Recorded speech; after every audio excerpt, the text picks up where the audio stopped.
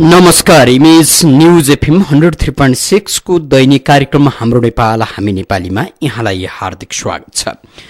कार्यक्रम हाम्रो नेपाल हामी नेपालीमा हामीले मुलुकका कुरा गर्छौं र कुरा गर्छौं नागरिकका। विशेष गरी मुलुक दिन प्रतिदिन आर्थिक रूपमा, सांस्कृतिक रूपमा र सामाजिक रूपमा कमजोर बनिराखेको छ। राजनीतिक संक्रमण तपाईँ हामीमाथि दिन प्रतिदिन अझ बढी चुलिँदो छ, अझ बढी व्याप्त हुँदछ, जसका कारण नागरिक र देशले शास्ति भोगिराखेको छ। यसकारण यो बेला सचेत नागरिकको निष्पक्षपूर्ण खबरदारी राजनीतिक दलका प्रति हुनु जरुरी छ।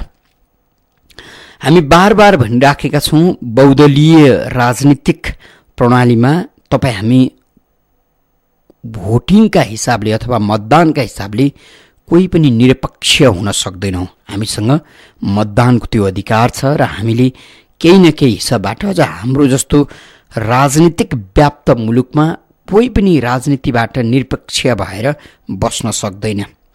राजनीतिसँग जतिसुकै सापेक्ष भए पनि अथवा राजनीतिको निकट रहे तापनि तपाईँ हाम्रो पहिलो कर्तव्य राजनीतिमा देखिएका विकृतिको खबरदारी गर्नु, उचितो काट्नु अथवा नराम्रा कामहरूलाई प्रष्टसँग भन्न सक्नु हो। फेरि पनि हामी यही कर्तव्यलाई भुलिराखेका छौं र हाम्रो यही लाचारपनको फाइदा राजनीतिक वृत्तले उठाइराखेको छ।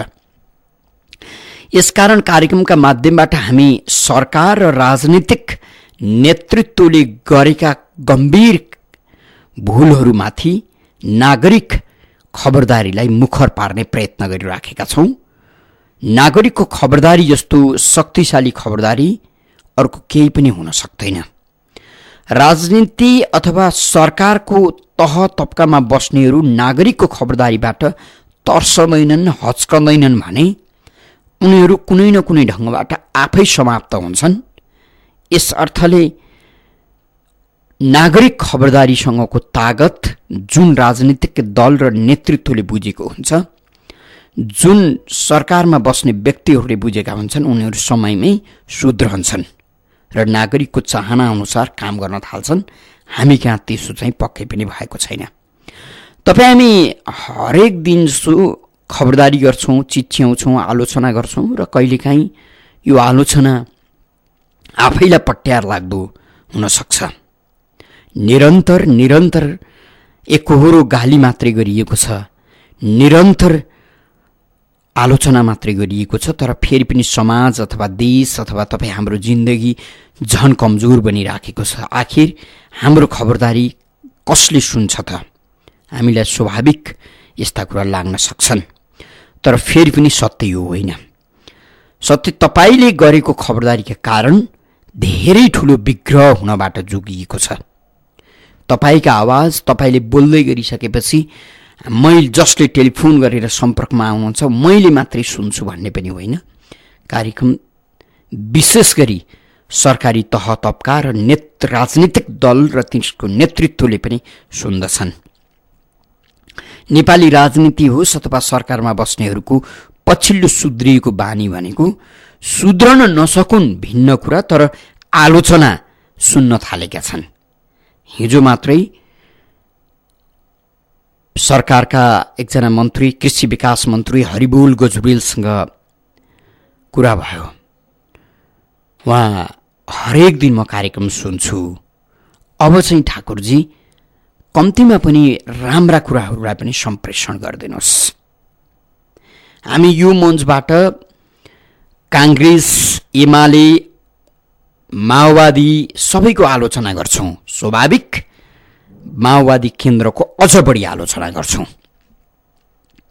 कारण जसले म राम्रो गर्छु भनेर छाती पिट्यो र म राम्रोका लागि अथवा नराम्रो गर्नेहरूका विरुद्ध भन्दै 10 वर्ष जनयुद्ध हाँक्यो र अरबौं खरबौं रुपियाँ देशका लागि नोक्सान पुर्याइदियो। त्यो भन्दा पैसाले किन्नै नसक्ने गरी 18-19 हजार मान्छेको जीवन समाप्त पारिदियो र लाखौं लाख मान्छेहरूलाई अङ्गभङ्ग बनाइदियो।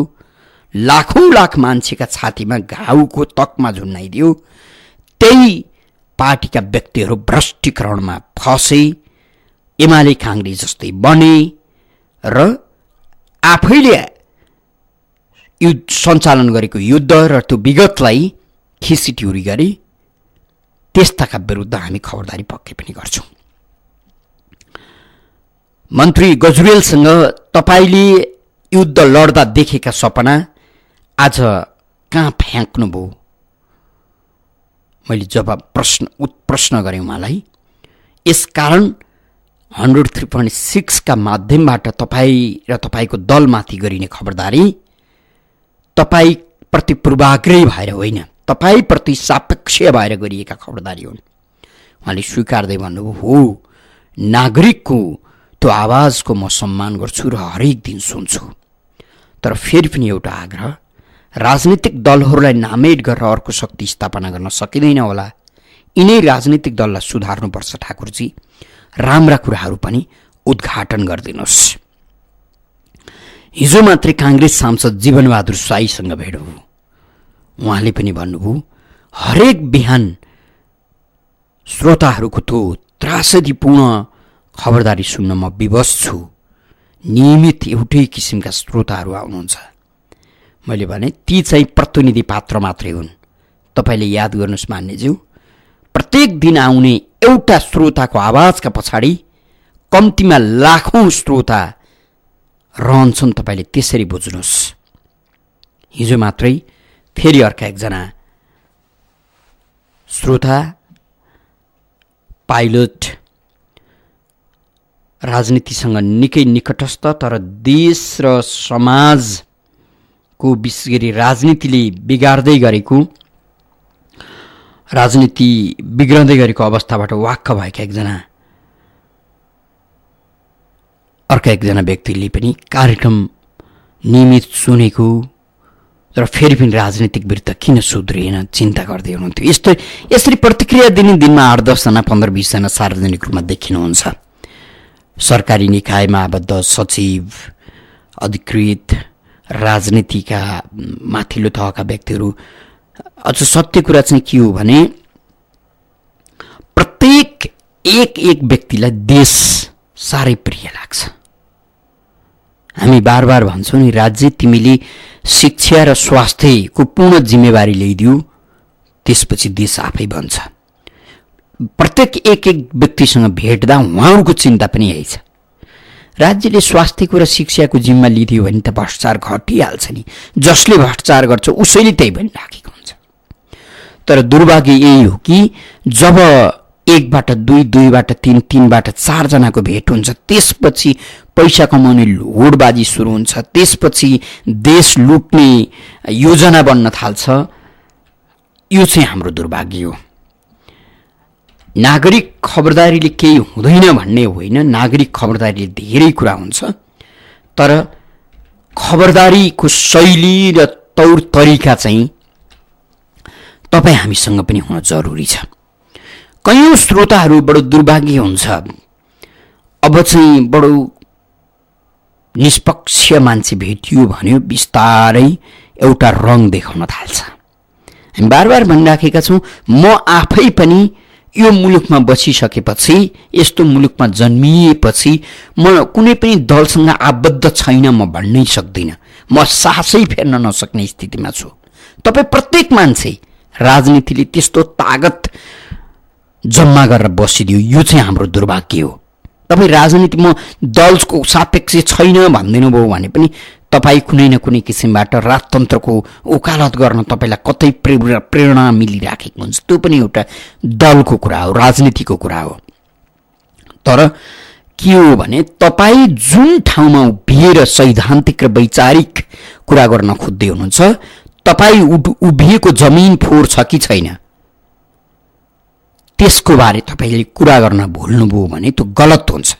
र फेरि पनि अझ राम्रो कुरा त तपाई कुनै दलको कार्यकर्ता हुनुहुन्छ भने तपाई त्यही दलमा भइकन पनि कार्यकर्ताले सम्झिनुस् तपाई आलोचनात्मक पंक्तिको एउटा बलियो समूह हो। तपाईको आलोचनाले तपाईको नेतृत्व खारिन सक्छ, तपाईको आलोचनाले तपाईको नेतृत्व शुद्धिकरण हुन सक्छ, अथवा तपाईको आलोचनाले नेतृत्वले ल्याएका नीतिहरू अथवा योजनाहरू छिटोभन्दा छिटो कार्यान्वयन हुन सक्छन्, फिताला छन् भने बलिया हुन सक्छन्। हामी यसो सोच्दैनौँ। यहाँ रमाइलो कुरा त संसदीय राजनीतिमा अन्तर्पार्टी कलह, अन्तर्पार्टी द्वन्द्व हुन्छ। हामी कहाँ जस्तो फोहोरी ढङ्गबाट चाहिँ हुँदैन। हामी कहाँ संसदीय राजनीतिलाई अत्यन्तै घिनलाग्दो बनाइएको छ। लुट्नु पर्यो, गरी खानु पर्यो, मिली खानु पर्यो भने त्यहाँ विवाद हुँदैन। मिली खान पाइएन भने संसदीय राजनीतिमा विवाद हुन्छ भने विवाद गर्ने परिपाटी छ। तर फेरि पनि स्वस्थ ढङ्गको आलोचना संसारभर हुन्छ संसदीय प्रणालीमा। तर त्यहीँनिर नागरिक जब राजनीतिक दलहरूले सार्वजनिक गरेका योजना अथवा कार्यहरूमाथि प्रतिपक्षी जस्तो उभिएर आलोचनात्मक टिप्पणी गर्न थाल्छन् र आलोचनाभित्र पनि रचनात्मक टिप्पणी हुन थाल्छ, त्यसपछि दलहरू सुध्रने हुन्। हामी कहाँ त्यो छैन। हामी कि त मरिजास भनेर गाली गर्छौँ, कि चाहिँ योभन्दा भगवान अथवा योभन्दा शक्तिशाली अथवा योभन्दा राम्रो अर्को केही पनि छैन भनेर समर्थन गर्छौँ। यस कारणले पनि बिग्रिएको छ। यसको अर्थ के हो भने तपाईँ राजनीतिक कार्यकर्ता बन्नुहोस्, तर आफ्नो नेतृत्वको जहिलेसुकै आलोचनात्मक दृष्टिकोण निर्माण गरेर बस्नुहोस् र नेतृत्वलाई शुद्धिकरण गर्ने प्रयास गर्नुहोस्। अनि मात्रै तपाईँ असल कार्यकर्ता बन्न सक्नुहुन्छ, तपाईँ असल शुभेच्छुक बन्न सक्नुहुन्छ। हाम्रो जस्तो बिग्राउँदै भत्काउँदै अत्यन्तै कमजोर र थेत्तरो बनेको राजनीतिक परिपाटीमा प्रत्येक नागरिक र प्रत्येक कार्यकर्ताले रचनात्मक आलोचना गर्न सकिएन भने अब राजनीति सुध्रनेवाला छैन। बजेटका कुरा केही दिनदेखि गरिएका छन्। बजेट गजब छ, अचम्म छ, राम्रो छ भन्ने छ, बजेट खत्तम छ भन्ने छ, अनेक छन्। तर सत्य कुरा चाहिँ के हो भने अहिलेसम्मको तपाईँ हामी ठुला सैद्धान्तिक कुरा केही पनि नगरौँ। अर्थशास्त्रका बढेमानका ठेली तपाईँ हामीले पढेका छैनौँ। जान्ने नागरिकले जान्ने र बुझ्ने, आम मान्छेले बुझ्ने एउटै कुरा हो, बजारमा उपभोग्य वस्तु छोइ नसक्नु छ। अबको बजेटले त्यसलाई नियन्त्रण गर्न सक्छ कि सक्दैन? आय स्रोत दिन प्रतिदिन घटिराखेको छ, त्यसलाई बजेटले सम्बोधन गर्न सक्छ कि सक्दैन? भएका अस्पतालहरू भत्किएका छन्, डाक्टर छैनन्, औषधि छैन, त्यसलाई सम्बोधन गर्न सक्छ कि सक्दैन? युवाहरू खाडी गएका छन्, गाउँघर रित्तो बनेका छन्, त्यसलाई सम्बोधन गर्न सक्छ कि सक्दैन? सापेक्षिक रूपमा नागरिकले खोज्ने यी कुरा हुन्। तर हामी कहाँ केही पनि भएका छैनन्। हामी सहन सक्ने अधिक क्षमता भएका प्राणी भएका कारण मात्रै हामीलाई सबै सामान्य लागेको छ। तपाईँ याद गर्नुहोस्, धेरै टाढा म तपाईँलाई लादिनँ, 2055-56 सालतिर तपाईँले एउटा कोठाको भाडा तिर्नुहुन्थ्यो 500, राम्रै कोठा भेटिन्थ्यो। अहिले त्यही कोठाको 7000 परेको छ। एउटा फ्ल्याट लिनुहुन्थ्यो तपाईँले भने मुस्किलले 2500मा राम्रै पाउनुहुन्थ्यो 4वटा कोठा, अहिले 20,000 पर्छ।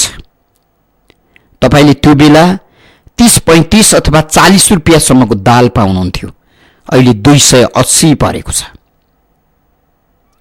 यो ढङ्गको महँगी भएको छ। र तपाईँले त्यो बेला 55तिर 2000 तपाईँको तलब थियो भने अहिले बढेर तपाईँको 15,000 भएको छ। त्यो बेला तपाईँले घर खर्च सबै सक्दा पनि 200-300 बचाउनुहुन्थ्यो होला, अहिले तपाईँले 2-3 हजार ऋण खोज्नुपर्छ, अझ पुग्दैन। तपाईँले भाडै फ्ल्याट लिनुहुन्छ भने 20,000 त्यहाँ तिर्नुहुन्छ र 12-15 हजार तलब पाउनु बडो गजबको कुरा छ। अब यसलाई कुन चाहिँ अर्थशास्त्रीले र कुन चाहिँ अर्थशास्त्रको सिद्धान्तले गजबको उन्नति भयो आर्थिक रूपमा भनिदिने हो त्यो चाहिँ थाहा छैन। हामी कहाँ पछिल्ला दिनहरूमा समाजशास्त्री भन्नुहोस्, अर्थशास्त्री भन्नुहोस्, संस्कृतिविद भन्नुहोस्, सबले राम्रो मात्रै देख्छन्। तर सांस्कृतिक क्षेत्रमा पनि त्यत्तिकै विचलन आएको छ। सामाजिक रूपमा दिनदहाडै मान्छेहरू मारिएका छन्। एक जातले अर्को जातलाई छिनाउने मात्रै कुरा गर्छ। देशप्रति प्रेम भाव कति पनि छैन। कुनै एम्बेसीले पैसा दिन्छ भने तपाईँ त्यो एम्बेसीको चाकरीदार हुन्छ अथवा उसले जस्ता सुकै जे काम गर्न आउँछ त्यो गर्नुहुन्छ। कुनै यसकारणले सामाजिक विचलन यो ढङ्गको छ। राजनीतिको कुरै नगरौँ। यसरी हामी बिग्रिएका छौँ, भत्किएका छौँ। यसकारण तपाईँ हाम्रो खबरदारी सँगसँगै आफू पनि सुध्रौँ र खबरदारीलाई निरन्तर अगाडि बढाउनका लागि यो रेडियोमा मात्रै होइन, तपाईँ जहाँसुकै जुनसुकै नेता भेट्नुहुन्छ, जुनसुकै कर्मचारी भेट्नुहुन्छ, तपाईँको के जान्छ? तपाईँले चाकरी गर्नु छैन, जान्छ चाहिँ के? सिधै तपाईँ भनिदिन सक्नुपर्छ। तपाईका कारण मैले दुःख पाएको छु, तपाईका कारण मेरो पुस्ताले दुःख पाउनेछ, तपाईका कारण यो देशले दुःख पाउनेछ। यसकारण म तपाईप्रति यो कामना गर्छु कि तपाईँको मृत्यु निश्चित छ, तपाईँका मलामी घट्दैछन् र घट्नुपर्छ। तपाईँ भन्दिनुहोस्। तपाईँलाई याद दिलाउँ, यही कार्यक्रमका माध्यमबाट कुनै दिन हामीले नेतालाई देखेपछि गुलेली हाल्नुपर्छ भनेर गुलेली अभियान चलाउन सुरु खोज्यौँ। नेताको गाडीलाई देखेपछि थुको अभियान सुरु गर्यौँ। केही गाडीलाई थुक्दै लखेट्यौँ पनि। नागरिकको त वितृष्णा राजनीतिले नजिकबाट बुझ्न सक्नुपर्छ। नागरिकको आक्रोश सरकारी क्षेत्रले, सरकारी निकायले मजैसँग बुझ्नुपर्छ। गजबको कुरा त के छ भने अहिले पनि तपाईँ नापीमा जानुहोस्, मालपोतमा जानुहोस्, खुलेआम मान्छेले पैसा माग्छ। खुलेआम गणतन्त्रमा, त्यसमा पनि माओवादीले युद्ध लडेर आएको गणतन्त्रमा त घुस नखानुपर्ने हो नि त। हिजो मैले हरिबोलजीलाई भने, मन्ज्यू तपाईँले छातीमा हात राखेर भन्नुहोस् त, तपाईँहरू जब शान्ति प्रक्रियामा आउनुभयो, काठमाडौँ लगायत सहर बजारका सबै जग्गा किन महँगिए? तपाईँहरूले हिजो लुटेको पैसा त्यहाँ हाल्नुभयो। तपाईँहरू लुटेको पैसा तपाईँहरूले अस्पतालमा लाउनु भएको छ, स्कुलमा लाउनु भएको छ, गरिबलाई ढाँटिरहनु भएको छ, अझै पनि गरिबका कुरा गर्नुहुन्छ। यसकारण देशका नाममा तपाईँलाई बोल्न कुनै ज्योतिषले साइत देखाइदिनु पर्दैन।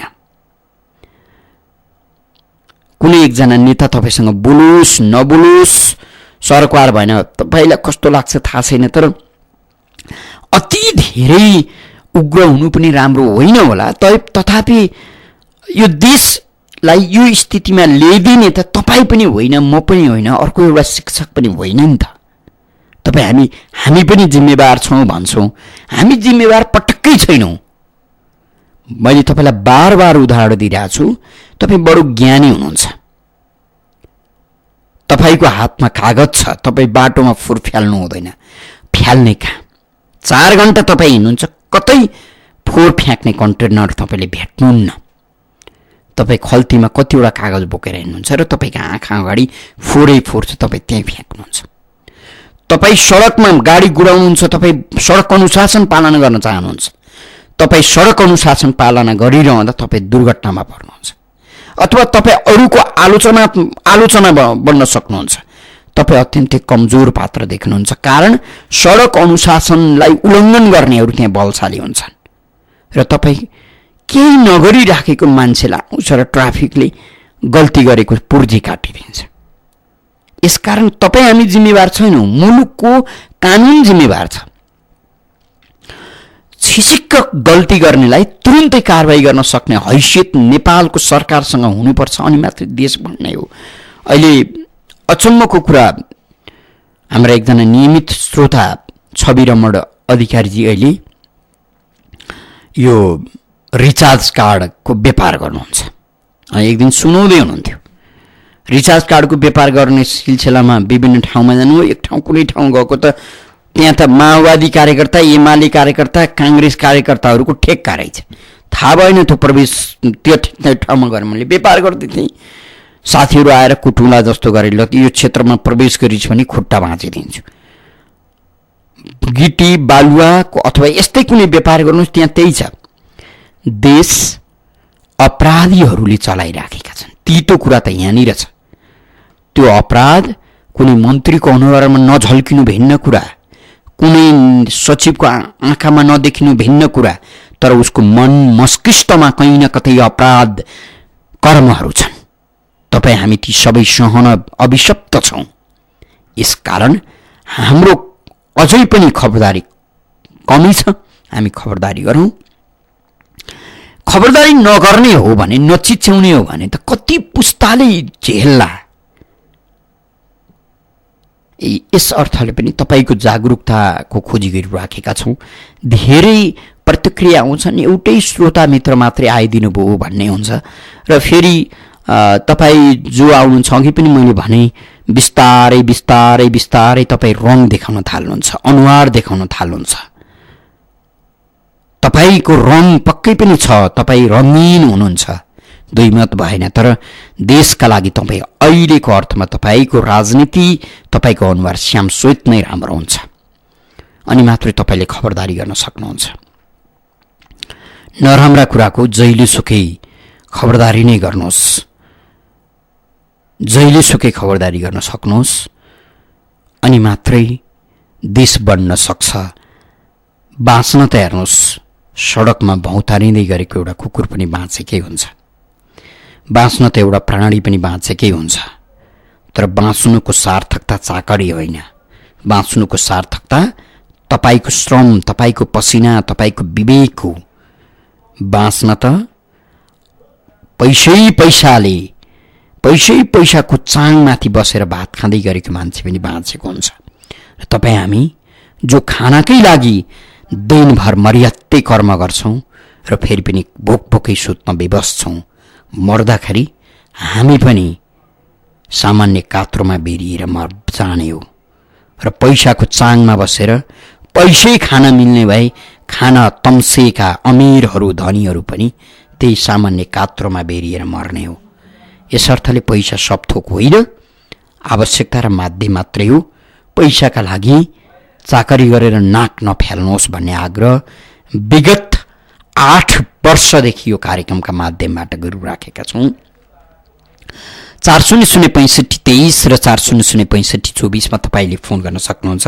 टेलिफोन सम्पर्कमा कोही श्रोता मित्र हुनुहुन्छ, उहाँलाई स्वागत गरौँ। को बोल्दै हुनुहुन्छ, कहाँबाट? सुन्दरी जलबाट। हजुर भन्नुहोस्, को बोल्नुभयो? हरिबोल बुढाथोकी सुन्दरी जलबाट। ए हरिबोल बुढाथोकी सुन्दरी जलबाट, भन्नुहोस्। अहिले भारतका महामहिम उपराष्ट्रपति विदेश भ्रमणमा हुनुहुन्छ, तर नेपालको उपराष्ट्रपतिले विदेश भ्रमण गरेको इतिहास छैन। नेपालका उपराष्ट्रपतिले पनि विभिन्न राष्ट्रको भ्रमणमा गएर वैदेशिक सम्बन्धलाई प्रगाढ पार्न सके राम्रो हुन्थ्यो कि। अब आज निजामती ट्रेड युनियनको चुनावको सन्दर्भमा बिदा दिएको छ, निजामती दिवसमा बिदा दिइन्छ, प्रहरी दिवसमा दिइँदैन। 2 लाख जनता भएको शेर्पा समुदायको ग्याल्बो लोसाले पुरा बिदा दिइन्छ, 10 लाख इसाई भएकोले दिँदैन। भनेको मतलब बिदामा पनि आग्रह पूर्वाग्रह हो कि जसले राष्ट्र र राष्ट्रियता कमजोर हुन्छ, भावनात्मक चोट नपुगोस्, त्यो सरकारले ल्याओस् त्यो नीति। अनि आज जेठ 19 सर, आजभन्दा 15 वर्ष अघि आजैको दिन वीरेन्द्रको वंशनाश भएको दिन हो। मलाई लाग्छ बुद्धका सच्चा अनुयायी वीरेन्द्र शाह प्रत्येक वर्ष देश दर्शन गर्न आएका बुद्धिस्टहरूलाई दर्शन भेट बक्सन्थ्यो, शान्ति क्षेत्रको प्रस्ताव राखेका थियो र अझै 38 सालमा पेरिसमा अति कम विकसित मुलुकलाई सम्बोधन गर्दा शक्तिशाली राष्ट्रहरूको चाहिँ नि हतियार र परमाणु बमको होडबाजीप्रति व्यङ्ग गर्दै मौसुबाट हुकुम भएको थियो। गरिब मुलुकका बच्चाले भोक लागेर खाना माग्दा हामी उनीहरूले बम र बारुद दिन्छौँ भनेर तत्कालीन अमेरिकी राष्ट्रपति स्वर्गीय रोनाल्ड रेगनले समेत वीरेन्द्रलाई रात्रि भोजमा सच्चा मित्र भनेर भन्नुभएको थियो। उहाँले श्रद्धाञ्जली अर्पण गर्छु सर। हजुर, यहाँलाई हामी धन्यवाद दिन्छौँ। हरिबोल बुढाथोकी सुन्दरी जलबाट हुनुहुन्थ्यो हामीसँग कुरा गर्दै। हाम्रो बडो विचित्रको बानी छ, थाहा छैन हामी नेपाली भनिनेहरू कस्तो रसायनबाट बनेका छौँ। तपाईँ हामीलाई याद होला, जति बेला मुलुकमा राजा वीरेन्द्र, अब तत्कालीन राजा भनौँ, राजा वीरेन्द्रको परिवार थियो, त्यो बेला उनका राम्रा पक्षका बारे कुरा गर्ने अत्यन्तै कम र कसैले कुरा गरिहाल्यो भने त्यसलाई सक्दो मिल्थ्यो भने त्यहीँनिर कुटिहाल्ने, मिल्थेन भने कम्तीमा पनि यो मण्डले हो भनेर उछित्तो काट्ने प्रवृत्ति थियो। अब अहिले राज संस्थालाई समाप्त गर्नुपर्छ, मिल्यो भने नागरिकले ढुङ्गै हानेर सिद्ध्याउनुपर्छ भन्ने पुष्पकमल दाहाललाई पनि वीरेन्द्रको जीवनशैली, वीरेन्द्रको आचरण, वीरेन्द्रको त्यो राजनीतिक शैली बहुत मनपर्छ, माओवादीलाई अझ बढी मनपर्छ।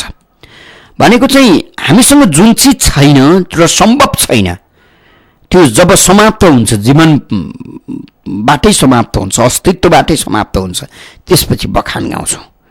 त्यसका ऊ अस्तित्वमा रहँदै हामी बखान गाउँदैनौँ। समस्या यस्तो छ। हरिबोलजी हुनुहुन्थ्यो हामीसँग कुरा गर्दै, उहाँले पनि राजा वीरेन्द्रको वंशनाश भएको आज यो दिन, यो अबको यसलाई एक किसिमले तपाईँ हामी शान्तिकामी हौँ, बुद्धमार्गी हौँ अथवा बुद्ध देश, बुद्ध जन्मिएको भूमिका नागरिक हौँ भने त कसैको हत्या हुनु, डरलाग्दो पाशविक ढङ्गबाट हत्या हुनु, त्यो सधैँका लागि कालो दिन हो। त्यसो त 52 सालदेखि जनयुद्ध सुरु भयो, जनयुद्धका 10 वर्ष नै हाम्रा लागि काला दिनहरू हुन्। म फेरि पनि ललिजन बिष्टलाई सम्झन्छु, जो ट्याक्सी चालक हुनुहुन्छ। उहाँसँग पछि के कुरा गर्दा बडो काली लाग्दो। उहाँ भन्दै हुनुहुन्थ्यो, काकाको छोराले जेठोबालाई हिँड्दै थियो, तरवारले स्वाटै काटिदियो, घाँटी छालाले झुन्डियो। त्यो माओवादी थियो। उनी सामान्य काङ्ग्रेस समर्थन कार्यकर्ता नै कालीकोटमा कसरी कार्यकर्ता हुनु, उनी गरिखान्थे, गरिब थिए। उनी त्यति हो माओवादी जनयुद्धमा हिँड्न सकेका थिएनन्। अब त्यस्ता दिनहरू पनि तपाईँ हामीले सह्यौँ। अब ती दिनलाई काला दिन भन्ने, राता दिन भन्ने, सेता दिन भन्ने अब इतिहासले कुनै दिन, अहिले त इतिहासले समीक्षा अझै पनि गर्ला जस्तो छैन, तर कुनै दिन गर्ला। त्यसो त तिनै बिष्टजीले सुनाउँदै हुनुहुन्थ्यो, उहाँले नै सुनाउँदै हुनुहुन्थ्यो। अर्का उहाँकै गाउँले जो गाउँमा बडो बनिबुतो गरेर दुःख गरेर खाँदै हुनुहुन्थ्यो। तत्कालीन सुरक्षाकर्मीले माओवादी भनेर आँखा झिक्दी, कान काटिदिए, नाक काटिदिए, बडो दुःख दिएर मारे। ती दिनलाई काला दिन भन्ने कि सेता दिन भन्ने, राता दिन भन्ने, अब अहिले दुर्भाग्य भन्नुपर्छ अथवा के भन्ने हो थाहा छैन। तिनी क्रान्तिकारी माओवादीहरूले हिजोका क्रूर भनेर चिनाइएका प्रहरीहरू अथवा सेनाका ठुला व्यक्तिहरू अथवा त्यो बेलाका अब राज संस्थाको पक्ष पोषण गर्नेहरूलाई सबैभन्दा बढी क्रान्तिकारी देखिए। कतिपयलाई सभासद बनाएका छन्, कतिपयलाई आफ्नो पार्टीमा हालेका छन्। अहिले कमल थापालाई यो मुलुकको परराष्ट्र मन्त्री बनाएका छन्। कमल थापाप्रतिको आक्रोश तपाईँ हाम्रो होइन, यो प्रवृत्तिको, यो चाहिँ कमल थापाले पनि उठाउनु पर्ने कुरा, सायद उठाउनु भए पनि होला। हिजो कमल थापा सबैभन्दा बढी अपराधी हुन्, भेटियो भने ढुङ्गैले हानेर माराई भनेर भाषण गर्नेहरू आज कमल थापा जतिको राष्ट्रवादी अर्का छैनन्, उनीले यो मुलुकको अन्तर्राष्ट्रिय सम्बन्धलाई जोगाइदिन सक्छन् भनेर परराष्ट्र मन्त्रालय थमाइएको अवस्था त हो नि त। यसकारण नेपालको राजनीतिसँग विवेक छैन। जो दलहरूसँग, जो क्रान्तिकारी हो भन्छन्, उनीहरूसँग त विवेक भन्ने चाहिँ कति पनि छैन। विवेकमा बालुवा भरिएको छ। यो तितो टिप्पणी तपाईँ हामीले गर्न सक्नुपर्छ। फेरि पनि टेलिफोन सम्पर्कमा कोही श्रोता हुनुहुन्छ, उहाँलाई स्वागत गरौँ। को बोल्दै हुनुहुन्छ? हजुर, बनासथलीबाट नेत्रबहादुर भन्नुहोस्। होइन ठाकुरदाई, अब धेरै कुरा तपाईँले भन्नुभयो। आज त कालो दिन नै भन्नुपर्छ। हाम्रो वीरेन्द्रको देश त एउटा राष्ट्र जनताप्रति वफादार व्यक्ति नै हो, खास परिवार। र हामीलाई अहिलेसम्म हाम्रो शिर ठाडो बनाएर हिँड्न बाटो देखाउने पनि राज संस्था नै थियो। किनभने अहिले हामी धेरै कुराबाट शिर निउरिएर घोप्ट्याएर हिँड्नुपर्ने अवस्था आइसकेको छ। त्यो किन भन्दाखेरि स्वार्थका कारणले गर्दाखेरि हामी त्यही नै हो। हामीले कुन व्यक्तिले के गरेको छ र दायित्व के हो भनेर हामीले नचिन्नुको कारण कमजोरी नै हामी जनतामा थियो। त्यो नभएको भएदेखि हामी यो स्थितिमा बस्नु पर्ने थिएन।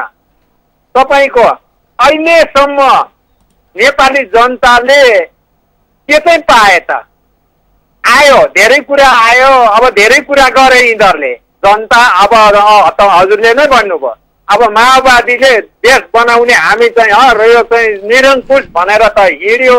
अब 10 वर्ष त्यत्रो मान्छे मारियो, अब आएर सत्तामा बस्यो। अब 3 पल्ट भयो सत्तामा बसेको। है 3 पल्ट सत्तामा बस्छ यिनीहरूले के चेन्ज गरे के ल्याए नयाँ जनतालाई के दिए राष्ट्रलाई के दिए अब जनताले प्रश्न गर्ने कि नगर्ने त्यसमा आउनुपर्छ। हजुर यहाँलाई हामी धन्यवाद दिन्छौँ। नेत्रबहादुर बस्नेत हुनुहुन्थ्यो। अहिले ट्रेड युनियनको चुनाव हुँदैछ। चुनावका लागि राज्यले खर्च गर्दैछ। चुनावमा 6 करोड रुपियाँभन्दा बढी खर्च हुने भनिएको छ। 55,000 कर्मचारी मतदानमा सहभागी हुने भनिएको छ। यो चाहिँ आधिकारिक अथवा सरकारी तर्फको युनियन भनिएको छ। त्यसो त एउटा कार्यालयमा विभिन्न दल, अहिले हामी कहाँ दलको सङ्ख्या कति छ गणना गाह्रो छ। अस्तित्वमा रहेकै अथवा एउटा मात्रै सभासद भएका दलहरू पनि थुप्रै छन्।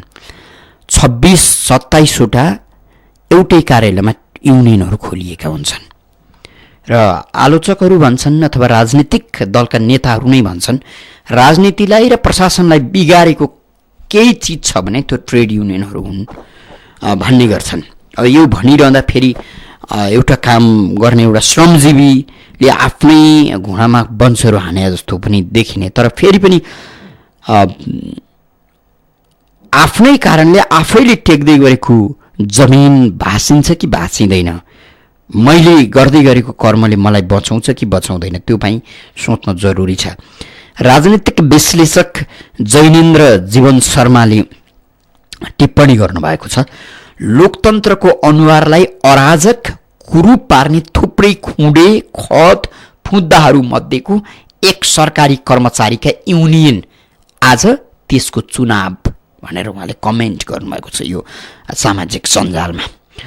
यसरी बुझिन्छ कर्मचारीहरूको राजनीतिलाई, लोकतन्त्रको अनुहारलाई अराजक कुरूप पार्ने थुप्रै खुँडे खत फुदाहरू मध्येको एक, त्यो मध्येको नि अझ एक, त्यसमा नि शक्तिशाली थप्दै हुन्छ सरकारी कर्मचारीका युनियन जो आज चुनावमा भेट्दैछन्। फेरि पनि टेलिफोन सम्पर्कमा अर्का कोही श्रोता मित्र हुनुहुन्छ, उहाँलाई स्वागत गरौँ। को बोल्दै हुनुहुन्छ? को बोल्दै हुनुहुन्छ? कोही श्रोता मित्र टेलिफोन सम्पर्कमा हुनुहुन्थ्यो, उहाँ बाहिरिनु भएको छ। फेरि पनि टेलिफोन सम्पर्कमा अर्का कोही श्रोता हुनुहुन्छ। को बोल्दै हुनुहुन्छ? हेलो हजुर भन्नुहोस् त। हेलो हजुर भन्नुहोस् त। हजुर गुरु होइन? कोही श्रोता मित्र टेलिफोन सम्पर्कमा हुनुहुन्थ्यो, उहाँले गुरु खोजिरहनु भएको छ। म गुरु परिनँ, चेला परेँ, यस अर्थले उहाँसँग हामीले बिदा मागेका छौँ। अर्का कोही श्रोता हुनुहुन्छ। को बोल्दै हुनुहुन्छ? हजुर म जोरपाटी नारायणडारबाट चेतबहादुर मगर। चेतबहादुर मगरजी भन्नुहोस्। मैले हिजो पनि अलिकता भनेको थिएँ, यो जुन बजेटले हामी मजदुरलाई, सामान्य मजदुरलाई चाहिँ अब अलिक पाएन, अब राहत पाइएन भनेर भनेको थिएँ हिजो पनि। अनि मैले हिजो अनलाइन खबरमा विष्णु रिमालले जिफन्डको अध्यक्ष पनि हुनुहुँदो रहेछ र अहिले के अरे प्रधानमन्त्रीको अब प्रमुख सल्लाहकार पनि हुनु, उहाँले लेख्नु भएको रहेछ सामाजिक सुरक्षा कोष र अनि यो चाहिँ संसदबाट पारित गरिनेछ भन्नुभएको रहेछ। अब हामी असङ्गठित अथवा हामी गलैँचा क्षेत्रकोलाई चाहिँ अब त्यो सामाजिक सुरक्षा कोषहरू लागू हुँदा पनि हामीलाई पहिला नियुक्ति पत्रको चाहिँ जरुरत थियो कि हजुर। अब नियुक्ति पत्र छैन भने हामी मजदुर नै गनिँदैनौँ। मजदुर नै नपरेपछि हामीलाई त्यो सामाजिक सुरक्षा कोष त छैन। अब हामी पहिला मजदुर हौँ भन्ने पुष्टि नै भएको छैन। त्यो हुनाले हामीलाई अब म अझै अब यो लोकप्रिय कार्यक्रम हाम्रो प्रधानमन्त्रीका सल्लाहकार अथवा जिफन्डका अध्यक्ष अथवा अब अन्य आधिकारिक ट्रेड युनियनहरूका अध्यक्षहरूले पनि सुन्नुभएको छ भने के भन्न चाहन्छु भने हामी गलैँचा, विशेष गरेर अब गलैँचा इटा भट्टाका हामी अब अलिकता पिछडिएको मजदुरहरूलाई चाहिँ पहिला नियुक्ति पत्र अनि त्यसपछि सामाजिक सुरक्षा कोष आएको राम्रो हो। सामाजिक सुरक्षा कोष यहाँलाई धन्यवाद दिन्छौँ। तेजबहादुर तामाङ हुनुहुन्थ्यो। तपाईँ जस्तै अलिकति सचेत मजदुर हुने हो भने सबले आवाज उठाउनुपर्छ। दुर्भाग्य हामी बार बार भनिराखेका, जुन देशमा कानुन हुँदैन त्यो देशमा व्यथिति मचिन्छ। न व्यवसायीलाई इमान्दारिता र नैतिकताको ख्याल हुन्छ न त कर्मचारी अथवा कामदारलाई। अहिले बिग्रेको यही त हो। राज्यले नीति बनाउनु पर्यो। तिमीले व्यापार गर्न सुरु गर्छौ, उद्योग धन्दा चलाउन सुरु गर्छौ भने तिम्रो कमाईको यति प्रतिशत तिमीले खान पाउँछौ अथवा तिमीले कमाउने भनेको यति हो। तिमीले कर यसरी तिर, तिम्रा कर्मचारीलाई यति तलब देऊ, तिम्रा कर्मचारीलाई यसरी स्थायी गर, केही छैन। भत्ताबुङमा छ। सक्नेले थाहै गर्छ, नसक्नेले गर्दैन, अथवा जोसँग राजनीतिक आँट भरोसा गुण्डा मुन्द्रीहरू छन् उसले नगर्दा पनि हुन्छ। अरू अब कर्मचारीको जिन्दगीको त कुरै छोडिदिनुहोस्, अवस्था यस्तो छ। यसका लागि हामीले कुनै एउटा उद्योगीलाई व्यापारीलाई आलोचना गरेर मात्रै पुग्दैन, हाम्रो राजनीतिक संयन्त्र र हाम्रो कानुनको आलोचना बढी गर्न जरुरी छ। देशलाई राम्रो बनाउने ठेक्का पट्टा गर्दै गरेका ठेकेदार राजनीतिक दलहरू यसका सबैभन्दा बढी दोषी हुन्।